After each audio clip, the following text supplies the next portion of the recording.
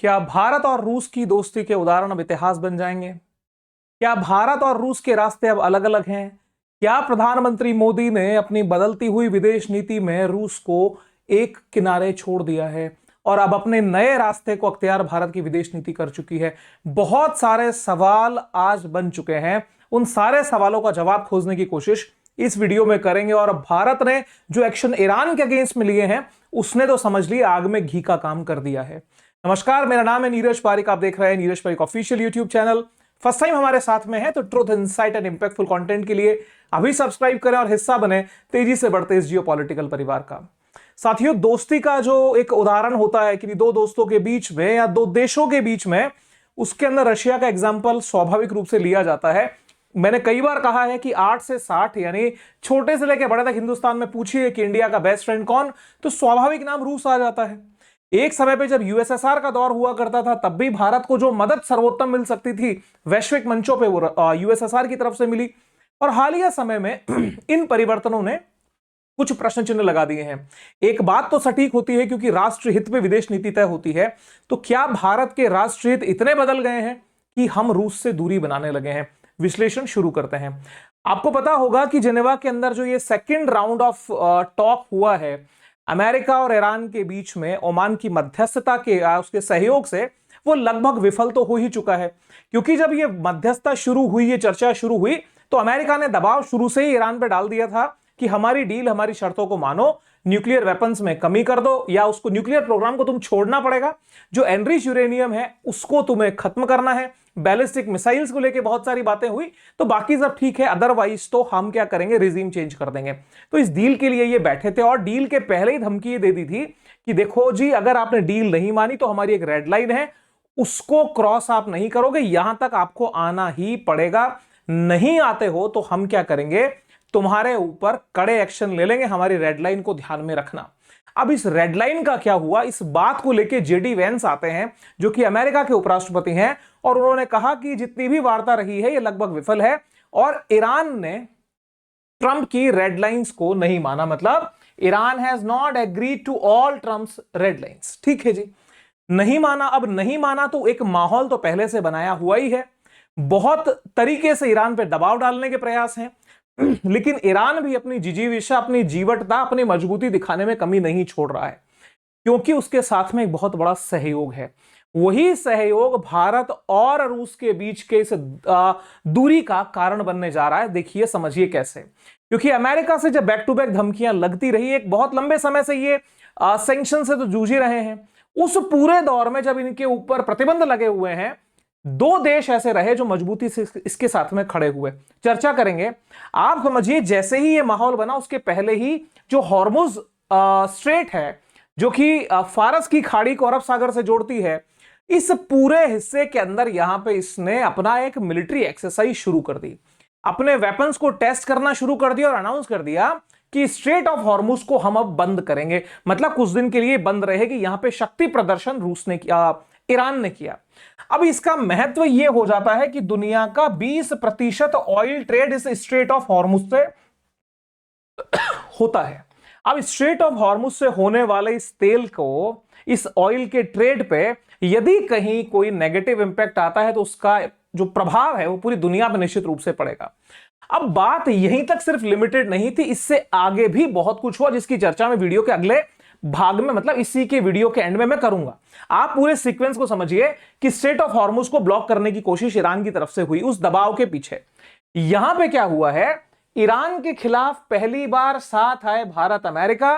क्या है, 1300 जहाजों का डार्क फ्लीट, ट्रंप चला रहे हथौड़ा। असल के अंदर ये मूल रूप में देखा जाए तो खबर तो 6 तारीख की है।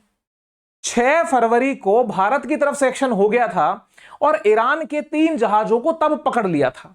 लेकिन वो 6 तारीख की खबर आज जाके इंपॉर्टेंट क्यों हुई है, वो मैं आपको समझाने का प्रयास कर रहा हूं। पहले खबर देखिए, नीचे लिखा क्या है। India Iran shadow fleet tankers. Request ये रहेगी कि सबसे पहले ध्यान इस चीज पे दिया जाए कि ये जो शब्द है शैडो फ्लीट टैंकर्स, इसे समझ लीजिए होता क्या है। शैडो का मतलब छाया, और ये फ्लीट टैंकर मतलब ये वो जहाज होते हैं जो तेल को एक देश से, एक स्थान से दूसरे स्थान पे ले जाते हैं। लेकिन सर, जब सैंक्शंस लग जाते हैं, रिस्ट्रिक्शंस लग जाते हैं, तो उन जहाजों पर भी रिस्ट्रिक्शन होते हैं जो ऑयल की सप्लाई करते हैं। अब साहब ये क्या करते हैं, एक धोखे के तरीके से या छद्म तरीके से जहाजों पे झंडा बदल के, जहाजों का रजिस्ट्रेशन किसी दूसरे देश का दिखा करके ऑयल की सप्लाई दुनिया के अंदर कर देते हैं। अब ऐसे ही स्थिति में ईरान के पास में 1300 जहाजों का आंकड़ा बताया जाता है, जो डार्क शेडो फ्लीट है।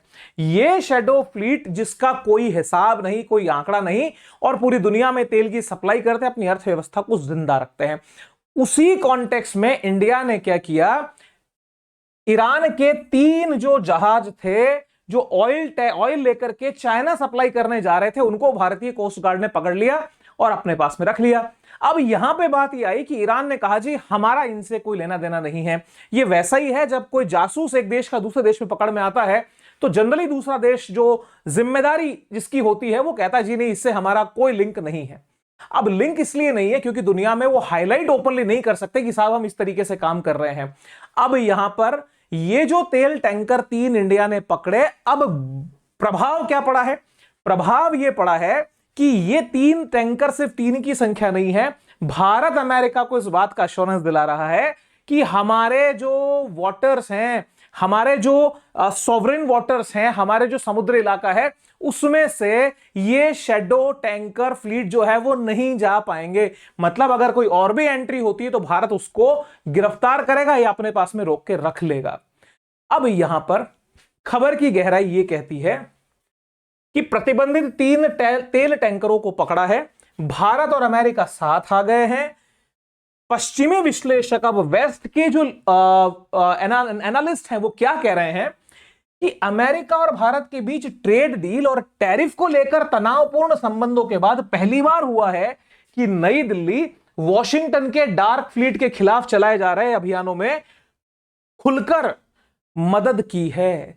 मतलब जब तक ये सारा तनाव चल रहा था, इसके पहले भी तो तेल टैंकर जाते थे, तब तक हमने किसी प्रकार का कोई स्टेप नहीं लिया था। अब आप एक कड़ी को जोड़ के देखिए कि भारत ने इस बार अपने 2000 जो 26-27 का बजट दिया है, इस बजट में एक भी रुपया चाबहार पोर्ट के लिए नहीं दिया। हर बार 100 करोड़ का बजट अलोकेट किया जाता है। अब एक भी रुपए का बजट नहीं देने का मतलब क्या है, वो मतलब ये है कि अब हम वहां से बैकफुट पे जा रहे हैं। शुरुआत तो सर वहीं से हो गई थी, अब उसके अंदर एक कदम और हिंदुस्तान बढ़ गया है। ईरान के खिलाफ ओपनली आके यहां पे हम खड़े हो गए हैं। अब क्या है साहब कि यहां पे एक पक्ष निकल के आ सकता है, तो इसमें गलत क्या है? जो काम गलत है उसका विरोध तो किया जाएगा। दुनिया के अंदर अगर आप इलीगल तरीके से ऑयल सप्लाई करोगे तो रोका ही जाएगा। मैं आपको एक उदाहरण देता हूं, यह उदाहरण निजी रूप में ना लीजिए, सिर्फ समझिए कि जियोपॉलिटिक्स आखिर में चल कैसे रही है। भारत और रूस के लीडर्स की फोटो आप मेरे पीछे देख रहे हैं। आपको एक तथ्य से मैं अवगत कराता हूं। 2022 से जब से यूक्रेन और रशिया के टेंशन शुरू हुए थे, ईयू ने और यूएस की तरफ से बहुत सारे सैंक्शंस लगा दिए गए थे रशिया के ऊपर। और रशिया के ऊपर उन सैंक्शंस में बोला था कि भाई देखो, ये प्राइस कैप है $47.60 पर बैरल।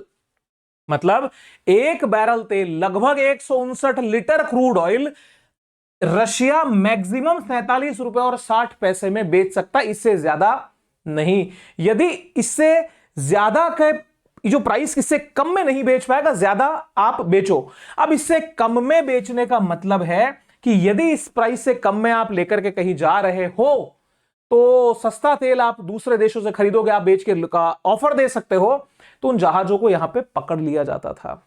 अब साहब इस स्थिति के अंदर क्या होता था कि ये रशिया ने भी ये किया है और रशिया कर भी रहा है। लेकिन एक आश्चर्य की बात यह है कि इसी शैडो फ्लीट के जरिए रूस, भारत और चीन को भी तेल सप्लाई कर रहा है। इंडिया में भी इन्हीं शैडो फ्लीट्स के जरिए तेल आया है और हमने लाभ लिया है। भले ही आज हम दूरी बना के रशिया से चलें, लेकिन लाभ हमने यहां से कमाया है और भरपूर कमाया है। वैकल्पिक बीमा नेटवर्क तक हमने तैयार की, यानी उन शैडो फ्लीट्स को इंश्योर कौन करेगा? तो रशिया की खुद की कंपनियों ने इंश्योरेंस देना शुरू किया और इंडिया ने उनके ऊपर ठप्पे लगाए कि हम मान्यता देते हैं। अब वो तेल टैंकर इंडिया में आए और वो भी शैडो फ्लीट का हिस्सा ही थे। लेकिन ये बदलते वक्त की बदलती तस्वीर है जो दिखा रही है कि जियोपॉलिटिक्स में कुछ भी स्थायी नहीं होता है।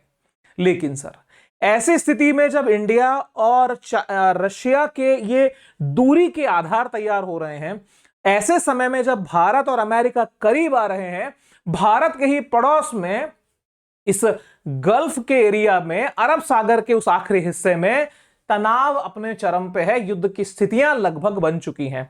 खबर आप देखा जाए, यह खबर 19 फरवरी 2026 को 7:14 सुबह की आती है।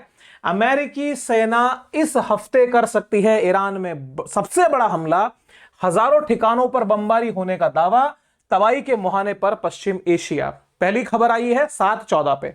अगली खबर देखिए, नेक्स्ट खबर आती है 9/23 पे, क्योंकि यह प्लानिंग को अपडेट किया गया है ट्रंप को। लिखा क्या गया है, परमाणु ठिकानों के साथ ईरानी सरकार पर होगा बड़ा हमला, जल थल और नभ से बरसेंगे बम, डोनाल्ड ट्रंप को दी गई जानकारी। मतलब यह लिखा है नीचे कि जितने प्लान ईरान पे अटैक के हो सकते हैं यूएस की तरफ से, उस सारे के सारे मल्टीपल प्लान दे दिए गए हैं ट्रंप को। अब ही विल फाइनलाइज कि भैया कौन सा प्लान एप्रोप्रिएट है, जिस प्लान से सबसे ज्यादा जो जिसको बोलते हैं कि नुकसान ईरान को हो सकता है, उसको हम अब चुनेंगे। ठीक है, उसके बाद तीसरी खबर है सर शाम को 5:17 की। यहां पे बड़ी बात लिखी है कि पोलैंड ने अपने नागरिकों को ईरान छोड़ने की चेतावनी दी है। मतलब लिखा क्या है, ईरान पर हमले की तैयारी, अमेरिका ने तैनात किए घातक F-22 और F-35 लड़ाकू विमान, और पोलैंड ने तो चेतावनी दे दी कि भैया यहां से आप निकल जाइए। अब आप दो चीजों को पैरेलल देखिए, एक ईरान के मुद्दे से हमारा पीछे हटना, चाबहार को लगभग छोड़ देना, ईरान का जो शैडो फ्लीट है उसको अपने कब्जे में लेना, और अमेरिका का उस मिशन में सहयोग करना जहां वो रिस्ट्रिक्शंस का पालन करवाना चाहता है। तीसरी बात यह कि ऐसे स्थिति में रशिया से भी बैकफुट पे आना। रशिया का डायरेक्टली अभी तक को मेंशन हुआ नहीं है, अब आपके सामने चीजें आ जाएंगी। ये इमेज देखिए, जब अमेरिका ये सारे के सारे जाल ईरान के खिलाफ बिछा रहा है और ईरान उतर चुका है हार्मुज स्ट्रेट के अंदर अपने युद्ध अभ्यास के लिए, तो वहां वो अकेला नहीं युद्ध अभ्यास कर रहा है। यहां पर साहब ईरान के साथ में चीन और चीन के साथ में रूस, ये तीन देशों का त्रिकोण उस एरिया में जाके बैठ गया है। इसे नाम दिया जाता है, ये फेमस मिलिट्री एक्सरसाइज है मैरीटाइम सिक्योरिटी बेल्ट 2026, जो कि नौसेना यहां पे कंडक्ट करती है। ठीक है, मैरीटाइम सिक्योरिटी बेल्ट 2026, इसका यहां पे आगाज कर दिया। तीनों देश जो हैं वो मजबूती के साथ में वहां पे अपना शक्ति प्रदर्शन करने लगे। अब आप सोचिए ऐसी स्थिति में यदि अमेरिका हमला करता है तो यहां पे स्थितियां कितनी नाजुक मोड़ पे खड़ी हैं कि परिणाम इसका क्या होगा। क्या ये जो थर्ड वर्ल्ड वॉर की हम बात करते हैं उसका प्रमुख आगाज ईरान से होगा? सोचने वाली बात है। और क्या भारत, अगर इस तनाव का मूड होता है तो क्या भारत ईरान के खिलाफ अमेरिका के पक्ष में युद्ध करेगा? चिंता है तो सब तरह से सोचना पड़ेगा। अब साहब यहां पे ये तीन देशों की उपस्थिति अमेरिका के लिए तनाव का कारण बन रही है, इसीलिए यहां पे चीजों को लिंगर ऑन किया जा रहा है। अदरवाइज अमेरिका अब तक ईरान पे हमला कर चुका होता, यह बात स्पष्ट है। क्योंकि मादुरो के साथ वहां पे ये ताकतें मौजूद नहीं थी, तो जो स्टेप लिया गया वो आपके सामने है। अब साहब यहां पे एक इंटरेस्टिंग बात और है, जिस ये मैरीटाइम सिक्योरिटी बेल्ट की बात हम कर रहे हैं, क्या इंडिया इसका हिस्सा रहा है? ये खबर आप देखो, ये फोटो देखो, Iran Russia maritime security belt 2021, India joins 2 days naval exercise. 2 दिन की एक्सरसाइज में 2021 में भारत भी गया था, लेकिन वहां चीन का उपस्थिति की बजाय नाम किसका लिखा है? ईरान, रशिया, और तीसरा देश था इंडिया। तो निश्चित रूप से ये हमारा डिप्लोमेटिक शिफ्ट है, वो प्रैक्टिकली दिख रहा है, इसमें कोई शक नहीं है। क्योंकि जिस डार्क फ्लीट को हमने पकड़ा, रशिया के वही डार्क फ्लीट्स से हमने ऑयल मंगाया भी है। पहली चीज, आज हमने डार्क फ्लीट को पकड़ लिया ईरान के। दूसरी बात, ये जो युद्ध अभ्यास हो रहा है ईरान के पक्ष में, जिसमें चाइना रशिया मौजूद है, हम नहीं, एक समय में हम भी यहां मौजूद थे। ये 2021 की बात है, बहुत पुराना समय नहीं हुआ है। खैर साहब, इससे इतना तो स्पष्ट है कि भारत का यह निर्णय भारत और इजराइल के रिलेशंस को अनडाउटली बहुत ज्यादा मजबूत करेगा। इजराइल का सपोर्ट भारत को बहुत जगह बहुत मजबूती से रहा है और रहता भी है। अभी नेतन्याहू का स्टेटमेंट है कि 1 मिलियन, माफ कीजिएगा 10 मिलियन इंडियंस को हम इजराइल में बसाएंगे। अब मैं उसकी पुष्टि यूं नहीं करता, क्योंकि कुछ इमेजेस मुझे शेयर की गई थी व्हाट्सएप पे, बस मैंने सिर्फ वो देखी है, इसकी मैं पुष्टि नहीं करता कि खबर सच्ची है या झूठी है। आप कमेंट में बताइएगा कि ये जो बात खबर सुनी गई ये सही है या गलत है। लेकिन अगर वो सही नहीं भी है तो भी इतिहास ये बताता है कि इजराइल का भारत को उस समय भी सपोर्ट रहा है जिस समय भारत की सरकारों ने इजराइल को इग्नोर किया हुआ था। और इतिहास गवाह है कि भारत के प्रधानमंत्रियों की इतने लंबी लिस्ट में Narendra Modi became the first prime minister who visited to Israel in 2017। ठीक है सर। और ये अपने कार्यकाल में 8 साल में 2 बार चले गए थे, 2 विजिट ये कर चुके हैं। तो इससे निश्चित रूप से भारत इजराइल के रिलेशंस में मजबूती आनी तो तय है। ये परिवर्तनों का दौर है, परिवर्तन अच्छे बुरे, कुछ प्लस कुछ माइनस निश्चित रूप से होंगे, वो यहां पे ये प्रोसेस जो है वो चल रहा है।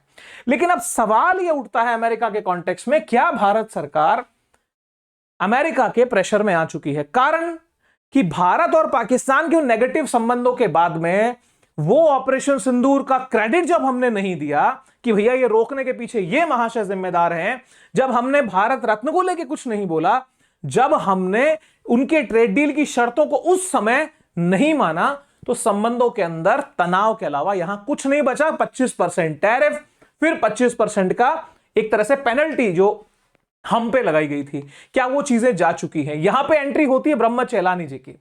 ये सामरिक विषयों के जानकार हैं। इनका एक ट्वीट जो है उसने चीजों को बहुत गहराई तक ले जाके बिठा दिया और चीजों को दिखाने का प्रयास किया कि आखिर में चल क्या रहा है। टाइटल उन्होंने दिया, India pays more, China pays less and Beijing wins. Bharat ज्यादा पे करता है, चाइना कम पे करता है और इसी में चीन जीत जाता है। आप एक बात को समझिए कि एनर्जी सिक्योरिटी यदि किसी को बहुत कम कीमत पे मिलती है और वो अपने एनर्जी सिक्योरिटी के स्टोर को बड़ा करता है, उस देश के विकास को कौन रोक सकता है? जरा सोच के देखिए कैसे हुआ, क्या हुआ, भारत कहां घाटा खा गया। खबर आपके सामने है। भारत की रणनीतिक चूक, महंगा अमेरिकी तेल खरीद रही भारत सरकार, इधर रूसी डिस्काउंट से चांदी काट रहा चीन। हमने क्या किया? ये ट्रेड डील के आते आते हमने रशिया से हमारे ऑयल इंपोर्ट्स को कम कर दिया। रशिया से ऑयल इंपोर्ट्स को कम किया तो कहां से लेंगे भाई? अमेरिका से लेंगे। अब रशिया के उस तेल को खरीदने के लिए और आगे कौन आया? चाइना आया। एक बहुत बड़ी पॉपुलेशन को वो लेके बैठा है, वो अपने इंफ्रास्ट्रक्चर पे वर्क कर रहा है, उसको अपने अकाउंट डेफिसिट को कम करने का इससे अच्छा क्या मौका हो सकता है कि उसको सस्ता क्रूड ऑयल मिल जाए, जिसकी वजह से पूरी एनर्जी सिक्योरिटी उसके पक्ष में होगी, उसकी अर्थव्यवस्था में बूस्ट नहीं आएगा तो क्या आएगा? हमारा यहां पे नुकसान हुआ या नहीं हुआ बड़ा स्पष्ट है। अब साहब देखिए, चाइना का सिर्फ रशिया से ऑयल इंपोर्ट नहीं चल रहा, वो ईरान से भी ऑयल इंपोर्ट कर रहा है। और आज के समय में खबर आप देखिए तो कि जैसे जैसे हमने रशिया से तो बाहर निकले और चाइना रशिया में बढ़ गया, दूसरी तरफ पहले जब हमने अमेरिका के दबाव में ईरान से तेल लेना बिल्कुल बंद कर दिया, तो वहां पे एकाएक एक्सक्लूसिव ग्राहक के रूप में कौन पहुंच गया? चीन पहुंच गया।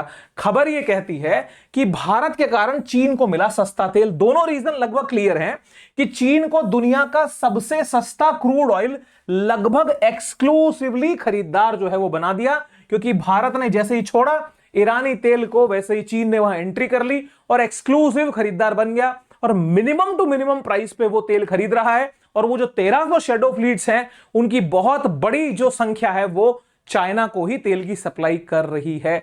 अब साहब तेल की माल किसका? ईरान का। खरीदने वाला कौन? चीन। अब वहां पे पंचायती कौन कर रहा है? अमेरिका। सहयोग में आ गए हम, क्योंकि बदलती हुई पॉलिटिक्स है, किस दिशा में जाएगी क्या पता।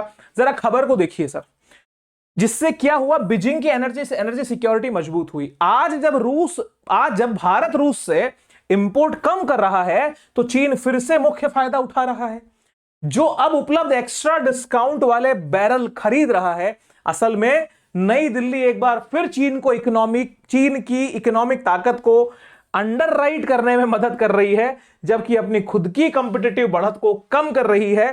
फिर भी नई दिल्ली इस स्ट्रेटेजिक खुद को नुकसान पहुंचाने, ज्यादा पेमेंट करने ताकि चीन कम पेमेंट कर सके, इस पर चुप है। ब्रह्म चेलानी जी की यह बात पार्टी के नजरियों से देखेंगे तो आलोचना हो सकती है सरकार की, या लग सकता है भाई ये पता नहीं, ये हम तो यार इस पार्टी के सपोर्टर है, हमारे पार्टी की सरकार का निर्णय सही हो सकता है। As a citizen of India ये बात बड़ी प्रैक्टिकल और सीधी सरल जो है वो मुझे तो नजर आती है। अब ऐसी स्थिति में क्या रशिया और चीन के संबंधों में प्रगाढ़ता नहीं आएगी? और जिस समय पे हमें आवश्यकता पड़ती है रशिया की, क्या रशिया ऐसे मौकों पे भारत के साथ आगे आएगा? पीयूष गोयल भारत के उद्योग मंत्री हैं, वाणिज्य मंत्री हैं। इनको याद करना समीचीन हो जाएगा, क्योंकि जो ट्रेड डील हुई है उसमें सबसे पॉपुलर चेहरा इन्हीं का निकल के आया। देश का हित किया अहित किया वो समय बताएगा। लेकिन ब्रह्म चेलानी यहां पे एक बात लिखते हैं कि अमेरिका से महंगा तेल जो है वो भारत खरीद रहा है। निश्चित रूप से $500 बिलियन का तो हमने बोल ही दिया है कि हम भी आपसे खरीदारी करेंगे। अब यहां पे ये कहते हैं कि कॉमर्स मिनिस्टर पीयूष गोयल ने आज माना नई दिल्ली इंपोर्ट डाइवर्सिफिकेशन के नाम पर अमेरिका तेल खरीद रही है। इन्होंने कहा कि भाई हम ना डाइवर्सिफाई करेंगे चीजों को, हम ये ठेका नहीं है कि सिर्फ रशिया से ही लें, हम अलग अलग जगह से ले सकते हैं। और इस बात को दबी जबान में रशिया भी स्वीकार कर रहा है, भाई हाँ ठीक है डाइवर्सिफाई कर सकते हैं, लेकिन घाटा खा के। ये कौन सा व्यापार है भाई? आप जब डाइवर्सिफिकेशन कर रहे हो, अमेरिका से पेट्रोलियम जिसकी क्वालिटी रशिया के मुकाबले 19 है, महंगा आपसे पड़ रहा है, वो हम खरीद रहे हैं। ईरान और रशिया जैसे सस्ते ऑयल से हम बैकफुट पे आ रहे हैं, तो कौन सी पॉलिसी लेके हम चल रहे हैं? इसके बारे में यहां कमेंट ये है कि ये ध्यान दीजिएगा सर, ये खरीदारी इकोनॉमिक लॉजिक से ज्यादा पॉलिटिकल सिग्नल से हो रही है। कौन से पॉलिटिकल सिग्नल हैं ये तो समय बताएगा। तो कुल मिला के भारत और रूस की दोस्ती किन पैमानों पर टिकेगी, बढ़ेगी या घटेगी, उस बात को तो समय स्पष्ट करेगा। लेकिन वर्तमान जो सिग्नल है, क्योंकि यदि हमारे चरण अमेरिका की तरफ बढ़ेंगे तो निश्चित रूप से आप दो धागों को एक साथ में इधर खींचोगे तो यहां से छूटना तय है, इधर खींचोगे तो यहां से छूटना तय है। किस दिशा में होगा यह वक्त ही स्पष्ट करेगा। दूसरी बात, यहां पे ये सारी बातें हमने चर्चा आपसे कर ली है कि किस प्रकार से क्या निर्णय लिए गए और घाटा कहां हो रहा है। अब विषय यह है कि भारत सरकार इसके ऊपर क्या स्टेप लेगी। क्या भारत सरकार जो अपने पॉलिसी का जो एक स्ट्रक्चर रहा है, क्या उस बैरियर को तोड़ रही है? ये एक नया फ्रेम रिक्रिएट कर रही है। क्योंकि कुछ समय पहले अब्बास अरागची जो ईरान के विदेश मंत्री हैं, ये मुलाकात हुई इनकी, और मुलाकात हुई है जयशंकर से अब्बास अरागची की। तो इस मुलाकात में भारत सरकार ने एक आश्वासन दिया था कि आपकी सहायता हम यहां करेंगे। अब साहब, तो फिर इस वादे का, इस दोस्ती का क्या ईरान से संबंध खराब हो जाएंगे? दूसरा सवाल यह बनेगा कि जिस आरआईसी को लेकर के एक आशान्वित रशिया था कि रशिया इंडिया चाइना का ये ट्रॉइका मजबूत होगा, क्योंकि आपको पता होगा जिस समय पे भयंकर बेइज्जतियां भारत सरकार की भरे मंच पे अमेरिका की तरफ से की गई थी, उस दौर में जब तनाव भारत और अमेरिका के जो लीडरशिप के बीच में हो गया था, तब भारत ने अपना एक मजबूत कदम दिखाते हुए जो एसईओ समिट में जाकर के भारत और चीन के संबंधों में प्रगाढ़ता जो लाए, वो हमने स्पष्ट की थी। मजबूती ये लगी थी कि भैया आरआईसी जो है मजबूत हो जाएगा, क्योंकि अगर अब आरआईसी मजबूत नहीं होगा तो ब्रिक्स के फ्यूचर पे भी शंका होगी। क्योंकि ये सारे वो विदेश नीति के या कहिए जियोपॉलिटिक्स के इंपॉर्टेंट पिलर हैं जिसमें इंडिया अपना रोल, एक वाइटल रोल प्ले करता है। तो अगर ब्रिक्स के ये परखच्चे उड़ने लगेंगे तो फिर वो डी डॉलराइजेशन के उस मिशन का क्या होगा जो भारत लिए चल रहा है। तो कुल मिलाकर के इनकी किस्मत शायद बहुत ज्यादा बेहतर है, या हो सकता है भारत सरकार कोई ऐसे निर्णय को, उस दिशा के निर्णय को कर रही हो जो भविष्य के अंदर एक लाभकारी सिद्ध हो जाए। आपके विचार क्या हैं इस सारे एनालिसिस के पीछे? आपको क्या लगता है, क्या रशिया से दूरियां बढ़ रही हैं, या ये रशिया से बढ़ाई हुई दूरी भारत को फायदा दे देगी? क्या भारत सरकार अमेरिका के दबाव में है, और क्या ईरान के खिलाफ युद्ध होता है तो भारत वहां पहुंचेगा? सवाल बहुत सारे हैं, स्थितियां जो हैं वो हमने स्पष्ट की हैं। अब आपके क्या विचार बनते हैं कमेंट बॉक्स में उतारिए। एनालिसिस कैसा लगा, पसंद आया तो मुझे आशीर्वाद दीजिए, साथ दीजिए सब्सक्राइब करके, और अपना आशीर्वाद कमेंट के माध्यम से पहुंचाइए। आपका कमेंट आशीर्वाद से कम नहीं, पढ़ेंगे, देखते हैं आपके क्या विचार हैं। Wish you very happy learning. कल फिर किसी और वीडियो के इसी चैनल पे मुलाकात करूंगा, और हाँ सब्सक्राइब करिएगा जरूर से, क्योंकि आपके सपोर्ट से हम आगे बढ़ते हैं। कमेंट का इंतजार रहेगा। Wish you very happy learning. See you soon. Jai Hind, bye bye.